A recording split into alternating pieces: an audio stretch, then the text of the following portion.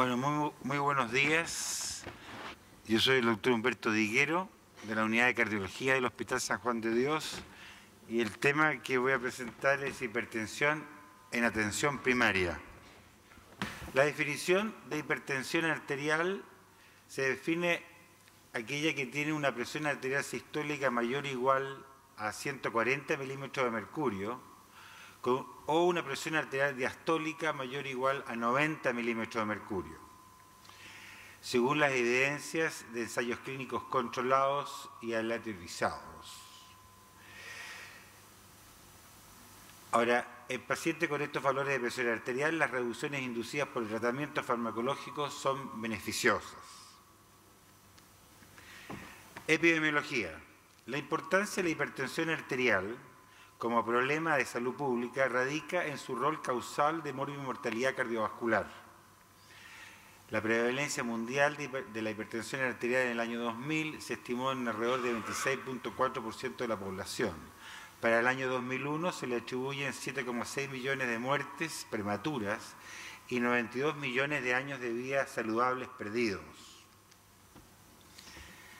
La hipertensión arterial es el principal factor de riesgo para enfermedad cerebrovascular y enfermedad coronaria. Se le atribuye el 54% de las enfermedades cardiovasculares y el 47% de la enfermedad cardíaca isquémica. En Chile, de acuerdo a las estadísticas nacionales de salud, en el año 2003 habían 3.800.000 habitantes que tenían hipertensión arterial, y en el año 2010, alrededor de unas cifras más bajas. A nivel nacional, el 26.9% de las personas tenían hipertensión, de los cuales el 28.7% eran hombres y 25.3% mujeres. En cuanto a la distribución por edad, el mayor porcentaje está en la población mayor de 65 años y se distribuye principalmente en los estratos bajos económicos, medianos y menos en los medianos y menos en los estratos socioeconómicos más altos.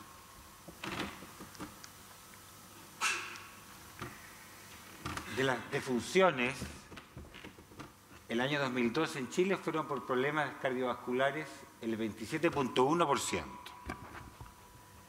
22.670 personas fueron dadas de alta por enfermedades isquémicas del corazón en el año 2012, según el MinSal. El 80% de los casos de accidentes cerebrovasculares e infarto e incluso diabetes se podrían haber prevenido con un adecuado control. En cuanto a la información que tiene el paciente, vemos que en el país el 65.05% estaba informado que era hipertenso, el 37% en el país está en tratamiento, o sea, estaba en tratamiento, baja en los hombres el 25% y las mujeres estaban más informadas, el 49%. Y en control mucho más bajo. Vemos que en control había un porcentaje de solo 16.49% en el país, y en los hombres eran los que estaban menos controlados, 8.7%. Fisiopatología. La hipertensión es una patología multisistémica en que está involucrado el sistema cardiovascular, neuroendocrino y renal, y en la que los componentes genéticos de hábitos, sal, alcohol, sedentarismo, sobrepeso y drogas juegan un rol importante. En esta diapositiva vemos cómo la presión arterial, de acuerdo al grupo etario, va subiendo entre los 10 y 29 años y llegando a su pic, estamos hablando de la presión sistólica, mientras más anciano es el paciente. No así en la hipertensión, en la presión diastólica, que tiene su pic máximo en la edad media de la vida y después empieza a caer la presión diastólica. ¿Qué pasa con las características de la aorta?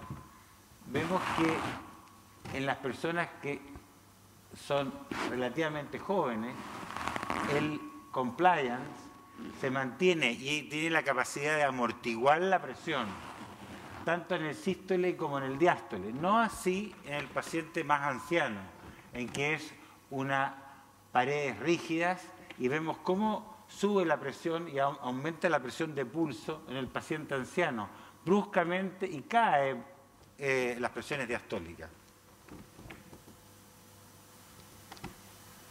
Aquí vemos las presiones en un adulto joven, ventrículo izquierdo, aorta y después ya hacia los vasos más pequeños y los capilares. Y vemos que en el caso de los pacientes ancianos, las presiones son mucho más mayores, las sistólicas del ventrículo izquierdo son bastante altas y la presión de pulso es bastante, la amplitud, la presión de pulso están aumentadas y cae cuando llega a los vasos más pequeños. Esta es una onda de pulso entonces que viaja mucho más rápido y vuelve después hacia la aorta. La hipertensión por la edad es consecuencia de una remodelación arterial por distensión pulsátil de la pared arterial y fractura de las fibras elásticas que se reemplazan por fibras me pongo un poco tartamudo, por fibras de colágeno con aumento de la rigidez de la pared. El aumento de la rigidez arterial, dada por el aumento de la magnitud de la onda de pulso, aumenta la velocidad de esta onda de pulso con una aorta que está rígida, con una reflexión más precoz de esta en las arteriolas, vuelve a la aorta más rápidamente en el sístole, aumentando la impedancia de la eyección del ventrículo izquierdo. En la patogenia de la hipertensión arterial esencial existen factores genéticos, en un 30-40%, y está dada por poligénica, muchos genes, hiperactividad del sistema nervioso simpático, hay también puede haber hiperactividad del sistema de renina-angiotensina, aldosterona, hiperaldosteronismo, disminución de la masa renal y disfunción endotelial a nivel del vaso con alteración del compliance. Dentro de los factores de riesgo, la hipertensión esencial, tenemos la ingesta de sal, el alcohol, el estrés, dependiendo del tipo de personalidad, sedentarismo, bajo de peso de nacimiento, resistencia a la insulina, obesidad, dislipidemia. Los tres factores que inciden en la hipertensión arterial, tenemos el sistema de renina-angiotensina, el sistema, como digo, el sistema nervioso simpático y el factor sodio. Aquí vemos tres ejemplos en que tres pacientes tienen las mismas presiones arteriales. En el primero predomina el sistema hiperactividad del sistema de renina-angiotensina. En el segundo predomina el sistema nervioso simpático. Y en el tercero predomina el factor sodio. Indudablemente que cuando predomina el factor sodio, entonces en ese paciente va a andar mejor con diurético. Es muy difícil saber, cuando uno ve a un paciente, cuál de estos tres sistemas es el que predomina. Ahora bien, en la regulación de la presión arterial, los reguladores nerviosos actúan rápidamente, en segundos, central. En el sistema de regulación intermedio esto es en minutos, y los mecanismos a largo plazo en horas y días, que está dado por el control renal de los líquidos corporales y sistema de renina-angiotensina. En los segundos está el sistema de renina-angiotensina, pero también la relajación de los vasos inducidos por el estrés, movimiento de líquido a través de las paredes capilares, la noradrenalina, adrenalina, la vasopresina. Y en el primero de todo, los vasoreceptores, los quimorreceptores, respuesta isquémica del sistema nervioso central, los receptores de baja presión. Me voy a centrar en la fisiopatología, en la hiperactividad del sistema nervioso central, sistema nervioso simpático. La actividad del sistema simpático es mayor en los hipertensos particularmente en edad temprana, los más jóvenes, pero también en los obesos, en los pacientes que tienen apnea obstructiva del sueño, pacientes que están iniciando una diabetes, intolerancia a la glucosa, también en pacientes nefrópatas, en insuficiencia cardíaca, en pacientes que están en terapia con ciclosporinas, y puede ser consecuencia por una desactivación de los aferentes inhibitorios, los varoreceptores, actividades aferentes excitatorias que estarían aumentadas, la angiotensina 2 circulante que activa pools de neuronas excitatorias a nivel del tronco. En este esquema vamos a ver cómo interrelacionan todos estos factores y que van a ser utilizados en la práctica en nuevas dinámicas de manejo en el paciente hipertenso. Y tenemos aquí el cerebro, tenemos aquí los varoreceptores carotídeos y aórticos, con sus influencias estimuladoras e inhibitorias, los quimorreceptores que van a actuar sobre el tronco cerebral. Se plantea que a nivel de los varoreceptores estaría el impulso inhibitorio, cuando el paciente regula su presión arterial y está subiendo la presión arterial, estos estarían disminuidos. Al estar disminuidos, no logran inhibir al simpático a nivel central, y al no lograrlo se va a mantener la hiperactividad simpática, y esto se va a traducir en activación a nivel del corazón de diferentes simpáticos con mayor cantidad de noradrenalina, digamos, los efectos que tiene el aumento de la noradrenalina, a nivel de las arterias con vasoconstricción, estimulación simpática en las suprarrenales con mayor cantidad de adrenalina, y a nivel del riñón vamos a tener aumento directo de la producción de renina, aumento de la aldosterona con mayor reabsorción de sodio y agua. Por otro lado, los aferentes renales a través de la renina. La angiotensina va a estimular al cerebro con mayor descarga adrenérgica.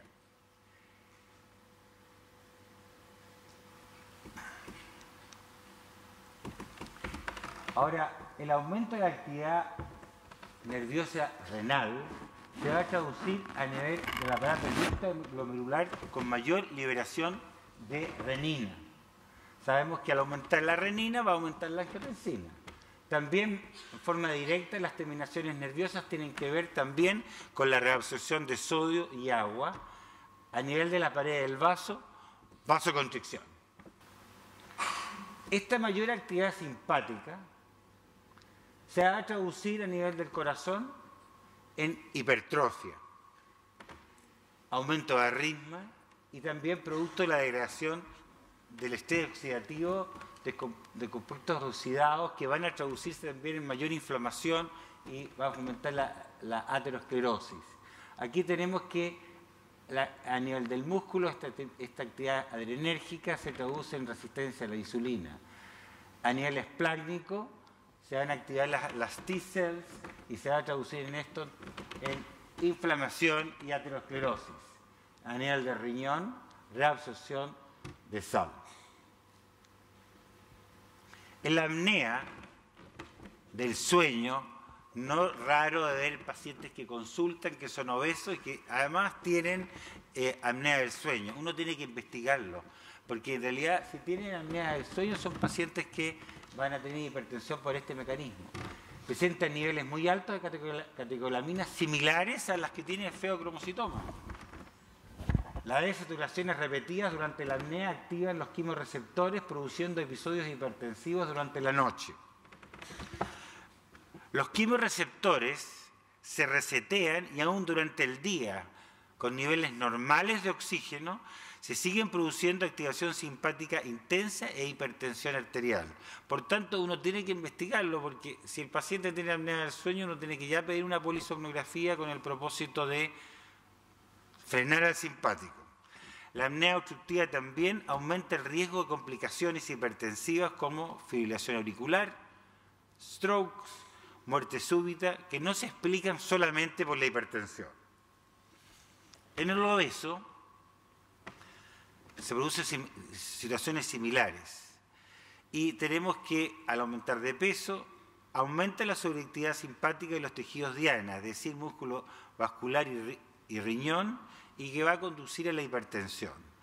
Se desconoce el estímulo que provoca la mayor descarga simpática. Entre los candidatos está la leptina, están otras adipocinas, que la adipocina, el sistema grasa va a actuar como sistema neuroendocrino, ya lo vamos a ver en una diapositiva. Y la angiotensina 2. No olvidemos que también en el cerebro tenemos un sistema renina-angiotensina, y en distintos otros lugares fuera de los del riñón.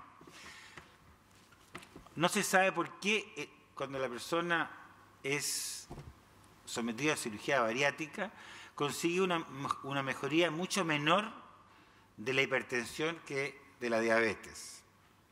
Pero sí hay mejor control de la presión arterial y a veces en un porcentaje de pacientes se hacen normotensos.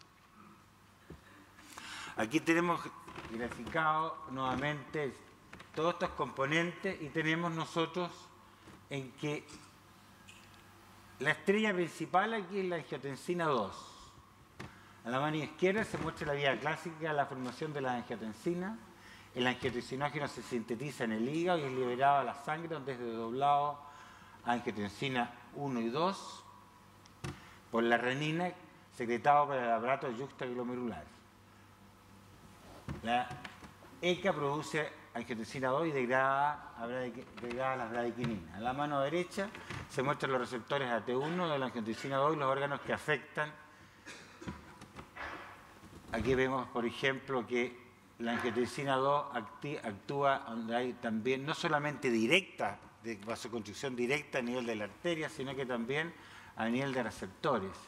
Y ahí vemos que a nivel renal, por ejemplo, hay un receptor AT1 donde determina que hay una vasoconstricción de la arteriola eferente. Y por otro lado, tenemos nosotros que hay mayor producción de aldosterona que aumenta la reabsorción de sodio y agua. Aquí hay mayor reabsorción también de sodio y agua de forma directa en la acción de la angiotensina. A nivel central, la angiotensina 2 estimula el cerebro, mayor actividad adrenérgica, como ya nos referimos anteriormente. Con el aumento de la angiotensina aumenta la resistencia periférica, da un aumento de la actividad noradrenérgica periférica, aumenta la descarga simpática central, mayor liberación de catecolaminas a nivel de la médula adrenal y vasoconstricción directa, como me referí anteriormente. A nivel renal hay cambio de la hemodinámica renal con apoptosis, aumento de liberación de aldosterona, aumento de reabsorción de sodio, más sed y aumento de la hormona antidiurética. A nivel del corazón, el aumento de la presión arterial va a estar traducido en aumento de la tensión, aumento de la poscarga, aumento de la tensión de la pared de los vasos, y en el corazón mismo se producen transformaciones de los fibroblastos que pasan a miofibroblastos con producción de colágeno, mayor cantidad de fibrosis, estimulación de factores de crecimiento, reparación. El aumento de la aldosterona también está involucrado directamente en la fibrosis. Se ha visto que la renina también produce más fibrosis, también los precursores de la renina. Y todo esto va a llevar a una remodelación cardiovascular, no solamente de los vasos, sino que también del corazón.